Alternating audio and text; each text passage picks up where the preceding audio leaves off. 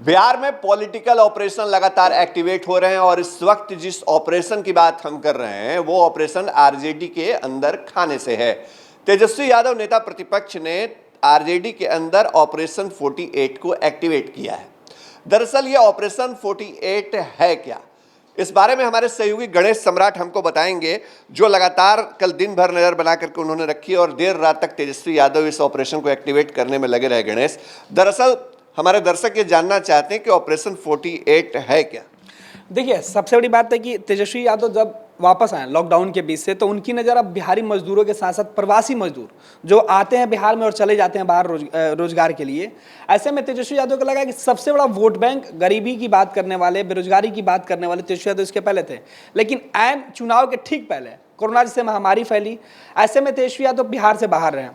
उसके बाद उन्होंने शुरुआत किया कि प्रवासी मजदूरों को मदद पहुंचाई जाए और सरकार के खिलाफ मोर्चा खोला जाए। अब तेजस्वी बिहार लौटे हैं तो उनके पास चुनाव में जाने से पहले मुद्दा है मजदूरों तक कैसे पहुंचा जाए। ऐसे में तेजस्वी यादव ने अपने सभी विधायकों को और जिला अध्यक्षों से बातचीत लगातार वो वीडियो कॉन्फ्रेंसिंग के माध्यम से करा और पिछले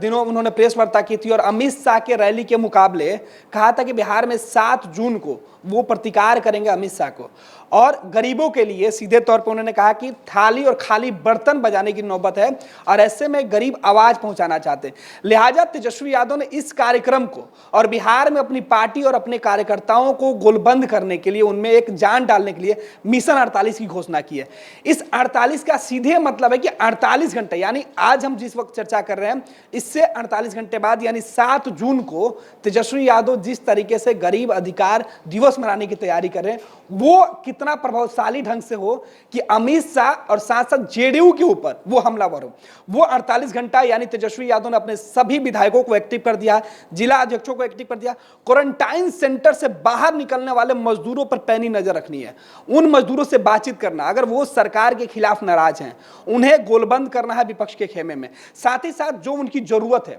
उसे पूरा करने की जवाबदेही इन 48 घंटों में यानी 7 जून के पहले कर लेना है। तेजस्वी यादव चाहते हैं कि 7 जून को जब वो मीडिया के सामने आए या फिर बिहार के लोगों से जुड़े और जब वो कहें कि हम केवल खाली बर्तन ही नहीं बजवा रहे थे, थाली ही नहीं बजवा रहे थे, बल्कि उनके लिए रोजगार और उनके थाली में अनाज के दाने के लिए ब्लूप्रिंट भी बना रखी है, कितने डाटा है, कितने जो मजदूर हैं, क्योंकि सबको लग रहा पूरे बिहार की सियासत में सच्ची बात एक बात गणेश ये भी है कि हमने देखा है पिछले दिनों आरजेडी को आप लंबे समय से कवर करते रहे हैं। जगदानंद सिंह पार्टी के प्रदेश अध्यक्ष के तौर पर जब से उनको कमान मिली और उसके थोड़े ही दिन बाद बिहार में लॉकडाउन हो गया, कोरोना महामारी आ गई, लेकिन इस बीच उन्होंने जिस तरह से ग्रासरूट लेवल से संगठन में व्हाट्सएप ग्रुप बनाए, जो व्हाट्सएप ग्रुप के जरिए उन्होंने डाटाबेस एक्वायर करने की बात कही और जो अब तक जानकारी है गणेश आपके पास, हमको लगता है कि लाखों की तादाद में जो डाटा है प्रवासियों का वो आरजेडी के पास आ चुका है। बिल्कुल, पहले आरजेडी के जो नेता थे हवाई बात करते थे। पहली बार जगदानंद सिंह की अध्यक्षता में जो टीम बनी और नई कमेटी, कल भी आपने देखा कि जो कमेटी बनी और उसमें लोगों को कैसे जोड़ा गया, सभी लोगों के साथ जिम्मेवारी दी गई कि आप अपने क्षेत्र में इन चीजों पर नजर रखिए, मजदूरों पर नजर रखिए, क्वारंटाइन सेंटर में हालात क्या है, और केवल नजर नहीं रखना है, डिटेल आपको नोट करके रखना है और इस तमाम चीजों की जानकारी सीधे प्रदेश अध्यक्ष तक होती है। हालांकि प्रदेश अध्यक्ष ने इन तमाम जानकारी को अपने तक ही सीमित रखा है। कई बार लोगों ने बातचीत करने की कोशिश की कि वो डाटा जारी किया, प्रदेश अध्यक्ष सीधे तौर पर उसकी रिपोर्ट प्रतिदिन तेजस्वी यादव को करते हैं कि इस वक्त क्या। और देखिए, हाल के दिनों में जिस प्रकार तेजस्वी यादव प्रेस वार्ता कर रहे हैं, इसके पहले के प्रदेश अध्यक्षों की बात करें तो वो इतना मुखातिब नहीं होते थे, लेकिन कल की बैठक में जब तेजस्वी यादव विधायकों के साथ बातचीत कर रहे थे, वो SC/ST के जो विधायक हैं उनसे बातचीत कर रहे थे, तो उनके साथ प्रदेश अध्यक्ष जगदानंद सिंह बाहर आए थे और उन्होंने बताया कि विधायक क्या कहना चाहते हैं, वो अपनी बात पूरी नहीं रखे, लेकिन उन्होंने विधायकों के ऊपर छोड़ दिया कि देखिए विधायकों ने क्या कुछ कहा तेजस्वी यादव को, तेजस्वी यादव ने क्या कुछ कहा, हमें कुछ नहीं कहना। यानी वो मार्गदर्शन के तौर पे जगदानंद सिंह एकदम एक्टिव दिख रहे हैं और उन्हीं में अमूमन हम देखते थे कि जब भी कोई प्रेस वार्ता होती थी या कोई मीटिंग होता था तो प्रदेश अध्यक्ष के माथे पर रख दिया जाता था, बड़े नेता होने के नाते पार्टी की बड़ी जिम्मेवारी है। लेकिन जगदानंद सिंह हर मौके पर अपने विधायकों को या फिर जो काम में लगे हुए हैं, इसी प्रकार मिशन 48 में लगे हुए सभी लोगों को टास्क दे दिया गया है कि 7 जून के ठीक पहले आपको एक एक डाटा देना होगा, एक एक नाम बताना होगा, किस क्वारंटाइन सेंटर में हालात बेहतर थे